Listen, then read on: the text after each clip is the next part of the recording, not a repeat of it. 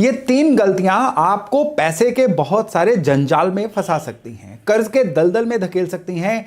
समय रहते ही इन 3 गलतियों को सही कर लीजिए ताकि आपके जीवन में अगर धन की कमी भी आ रही है ना, वो भी सॉर्ट हो जाए। समय रहते इन गलतियों को सुधार लीजिए ताकि अगर आप कर्जे के दलदल में धंस रहे हैं ना, तो उसमें से टाइम पे निकल जाएं। क्योंकि ये दलदल ऐसा है, एक बार धंस गए तो फिर धंसते चले जाएंगे, फिर कोई भी ताकत आपको इस दलदल से निकाल नहीं पाएगी।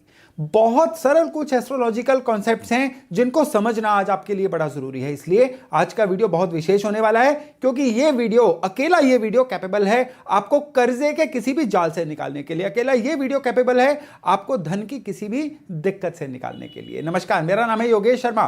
स्वागत है आपका happy life with Yogesh Sharma में। दोस्तों, इस वीडियो में आगे बढ़ने से पहले एक विनम्र निवेदन कि अगर अभी तक आपने अपने इस चैनल को सब्सक्राइब नहीं किया है तो कृपया सब्सक्राइब जरूर करिएगा और बेल बटन दबाना तो बिल्कुल भी मत भूलिएगा। कर्जा जब भी आता है ना, इसमें बहुत सिंपल सरल बात है कि आपका जो कुंडली का धन स्थान है ये कमजोर होता है। धन की जीवन में कमी आती है तो ही जीवन में कर्जा चढ़ता है। धन स्थान की खराबी की वजह से आपके जीवन में आपके धन की आमद रुक जाती है, धन कहीं पे फंस जाता है, काम चलते चलते बंद हो जाता है, या इनकम की कुछ ना कुछ ऐसी तो कमी आ जाती है जिसकी वजह से आपको कर्जा लेना पड़ जाता है। कर्जे के चढ़ने की वजहें अनेक हैं, लेकिन इनकी जड़ में आपके धन स्थान का कमजोर होना बैठा हुआ है। तो पहली गलती जो हम कर देते हैं ना, वो है कि इस समय पे हमारी जो भी दशा चल रही है, दशा का देखना बहुत जरूरी है। दशा होती क्या है, जो एस्ट्रोलॉजी से बिल्कुल अनभिज्ञ लोग हैं उनके लिए बता दूं कि हमेशा हमारे जीवन में किसी ना किसी एक ग्रह का अथॉरिटी का फेज चल रहा होता है, उसी को दशा बोला जाता है। यह दशाएं हर ग्रह की अलग अलग टेन्योर की होती हैं। तो आपके जीवन में जो मेन प्राइमरी एज है ना, वो होती है 18 साल से लेकर 55 साल का एज ग्रुप। ये एज ग्रुप है जिसमें इंसान अपने आप को एस्टैब्लिश करता है, धन कमाता है, वेल्थ बनाता है, या फिर स्ट्रगल करके कर्जाई हो जाता है। तो 18 साल से लेकर 55 साल के आयु वर्ग में जितने भी ग्रहों की दशाएं आएंगी ना, आप पेपर पे उनको लिख लीजिए। इनको इग्नोर करना पहली गलती है जो आपको कर्जे के जाल में धकेल देती है। यहां पे थोड़ा सा मैं टेक्निकल हो रहा हूं, इसको ठंडे दिमाग से सुनिएगा। जरूरत पड़ेगी वीडियो को रिवाइंड करके फिर से सुनिएगा।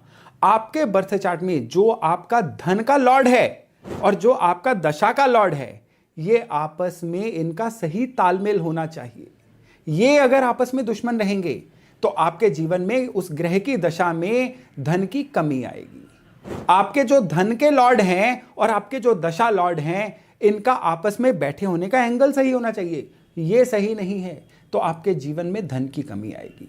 यानी आपकी जिस भी ग्रह की दशा चल रही है ना, बस उसको अपने धन के लॉर्ड के एंगल से देख लीजिए, इसका डोनेशन या इसका इलाज कर दीजिए, आपके जीवन में धन की कमी पूरी होनी शुरू हो जाएगी। यह बहुत नापा हुआ और हमेशा से सिद्ध होने वाला आपको मैं आज एक पॉइंट दे रहा हूं। तो ये आपकी पहली गलती क्या रहेगी कि आप धन कमाने के बाकी टोटके उपाय करते रहे, लेकिन जो भी आपका दशा लॉर्ड है आपने उसको इग्नोर कर दिया। अब जो मर्जी करते रहिए, टेम्परेरीली आपकी धन की समस्याएं सुलझ सकती हैं, लेकिन परमानेंट कभी नहीं सुलझेगी। कर्जे के दलदल से आप नहीं निकल पाओगे। एक मोमेंट के लिए धन आ सकता है, लेकिन ज्यादातर केसेस में क्या होगा कि आपके द्वारा किए गए उपाय जो है ना, ये वेस्ट होते रहेंगे। तो आप चाहते हैं कि आपके उपाय वेस्ट ना हो, आप चाहते हैं कि आपका जो कर्जा है ये निपट जाए, तो आपका जिस भी ग्रह की दशा चल रही है ना, आपको उसको अपने धन के लॉर्ड के पर्सपेक्टिव में देखना है और बस उसको बैलेंस कर लेना है। किस तरह से बैलेंस किया जाए, मेरे पिछले वीडियो रेफर करिए। हर ग्रह के मैंने उपाय दे रखे हैं, हर ग्रह का मैंने आपको बता रखा है कौन सा ग्रह किस घर में क्या तकलीफ देता है। दूसरे नंबर पे जो सबसे बड़ी गलती होती है ना, वो होती है ग्रहों की ग्रुपिंग्स होती हैं, इनको ध्यान में ना रखना। 3 ग्रुप हैं आपकी जन्म कुंडली में प्लैनेट्स के, 9 प्लैनेट्स हैं ना, 3 हिस्सों में बांट के रखिए इनको। पहले ग्रुप में आते हैं सूर्य, गुरु, चंद्रमा और मंगल। ये एक ग्रेड 4 G4 ग्रुप है आपके बर्थ चार्ट का। यानी अगर आपकी सपोज करिए सूर्य की दशा चल रही है, तो आपको गुरु को भी सही रखना है, सूर्य को भी सही रखना है, चंद्र को भी सही रखना है, मंगल को भी सही रखना है। यानी कि इस ग्रुप में किसी भी ग्रह की दशा चल रही हो, इस ग्रुप के चारों प्लैनेट्स को सही रखना होगा। किसी एक प्लैनेट का डोनेशन करने से, किसी एक प्लैनेट का उपाय करने से और बाकी तीनों को इग्नोर करने से आपको जीवन में कोई फर्क नहीं आएगा।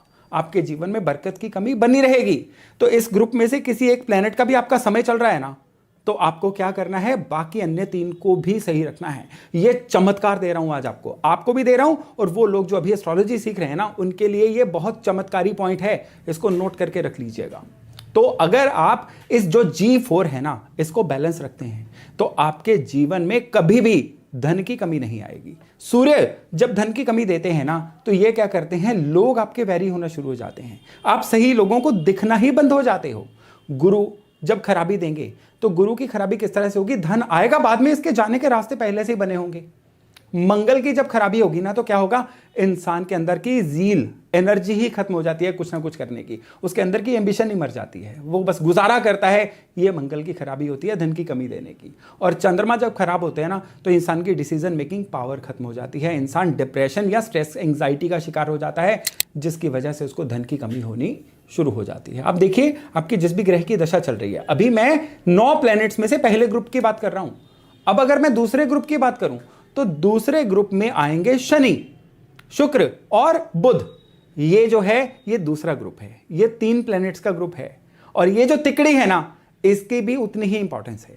शनि जब खराबी देते हैं तो क्या होता है, इंसान टाल मटोल करता है। शनि खराबी देते हैं तो इंसान बेवजह लोगों की लाइफ में इंटरफेयर करता है, अपनी लाइफ में देखता नहीं है, अपग्रेडेशन नहीं करता है खुद की। शुक्र जब खराब होते हैं ना, तो ये इंसान अस्त व्यस्त होने से, अनऑर्गेनाइज होने से अपने जीवन में मैस लेके आता है। और जब बुध खराब होते हैं तो इंसान क्या करता है, लोगों की तरह बनने की कोशिश करता है, कॉपी पेस्ट बहुत करता है, इंप्रोवाइज नहीं करता, ओरिजिनल नहीं रहता है। और ये बुध जो है उनको खराबी देनी शुरू कर देते हैं। तो बुध की दशा चल रही है तो बुध को तो सही रखिए, शनि और शुक्र को भी सही रखिए। बिल्कुल इसी तरह से इस ग्रुप के तीनों प्लैनेट्स को एक साथ सही रखना जरूरी है। इनमें से किसी एक प्लैनेट का भी अगर आपका फेज चल रहा है तो, और नीड नॉट टू से बाकी बचे राहु और केतु। केतु का समय चल रहा है तो राहु का भी इलाज करिए, राहु का समय चल रहा है तो केतु का भी इलाज करिए। अकेले राहु का इलाज करने से केतु सही नहीं रहेंगे, अकेले केतु का इलाज करने से कभी भी केतु सही नहीं होंगे, राहु का इलाज साथ में करना होगा। तो ये जो दूसरा बिंदु है ना, इसको बस ढंग से समझ लीजिए, अप्लाई कर दीजिए, तुरंत आप देखेंगे कि किस तरह से आपके जीवन से धन की कमी दूर हो रही है। और अब तीसरे नंबर पे आता है घर का वास्तु। धन की कमी होती है ना, कई दिशाएं हैं जो धन की कमी देती हैं। साउथ ईस्ट दिशा क्या है, आपकी कैश की उपलब्धता। साउथ ईस्ट की दिशा की खराबी होगी ना, आपका काटा हुआ चेक पास नहीं होगा। साउथ ईस्ट की खराबी होगी ना, लिक्विडिटी का बहुत क्रंच आ जाएगा आप में। आपके पास जो डेली की रोजमर्रा के अपने वादों को भुगतान करने के लिए कैश की जरूरत होती है ना, साउथ ईस्ट में खराबी की वजह से वो नहीं आ पाते हैं। नॉर्थ ईस्ट खराब होगा तो आप एक सॉल्यूशन को सोच ही नहीं पाओगे, आप एकदम से ब्लॉक हो जाओगे। जो भी गलत सलत दिख रहा है ना, अब वही फैसला लेके अपनी लाइफ को खराब करते जाओगे। ये होती है नॉर्थ ईस्ट की खराबी। नॉर्थ वेस्ट की खराबी में आपको आसपास से लोगों की सपोर्ट ही नहीं मिलती है। नॉर्थ वेस्ट की खराबी होती है ना, तो संस्थाओं की तरफ से आपको कर्ज नहीं मिलता है। नॉर्थ वेस्ट की खराबी होती है, जिनके आप काम आए होते हैं ना, वो बदले में आपके काम नहीं आते हैं, और फिर धन की दिक्कतें आनी शुरू हो जाती हैं। और वास्तु में ही आपके घर की जो साउथ वेस्ट दिशा है ना, ये जब खराब होगी, बिना बात के लोगों से रिलेशन खराब रखोगे आप अपने आप को उतना स्किल्स में अपग्रेड नहीं कर पाओगे, जिसकी वजह से आपके जीवन में और धन आए और आपके कर्जे उतरे। और अगर आपके घर का पश्चिम खराब रहेगा तो आप जो मर्जी कर लोगे, लागत पे माल को बेचोगे, आपको प्रॉफिट नहीं पूरे हो पाएंगे। आप कहोगे समय तो बीत रहा है लेकिन जीवन में प्रॉफिट नहीं आ रहे हैं, इसलिए इस वजह से आपके जीवन में धन की कमी भी होती है और कर्जा भी बढ़ता है। आपको अपने घर के वास्तु को अपने परिस्थितियों के अनुसार सही करना है। सबसे पहली बात तो यह है कि आपको यह देखना है कि अगर आपके जीवन में धन की कमी आ रही है, उसके पीछे एकमात्र कारण कौन सा है, यह आपसे बेहतर कोई नहीं बता पाएगा। आपको एक दिन कागज पे बैठ के लिखना है कि आज की डेट में अगर आपके पास फलाना फलाना धन आ जाए तो आपकी कितने % समस्याएं बचेंगी। फिर उसके और नीचे आइए कि यह धन क्यों नहीं आ रहा है, उसके पीछे क्या आपका रिस्क ना लेना कारण है, आपका कम स्किलफुल होना कारण है, आपका होम सिक होना कारण है कि आप एक अच्छी मंडी में नहीं जा पा रहे हैं, शहर छोड़ के नहीं जा पा रहे हैं, या आपका एक अन्य कारण है कि आपकी जिस लेवल पे आप रह रहे हैं उससे अपर ग्रेड लेवल के लोगों से आपकी मुलाकात नहीं हो रही है, आपका जो भी सर्कल है वो इतना अच्छा नहीं है कि आपके धन में कोई इजाफा हो सके, आपके धन में कोई बढ़ोतरी हो सके।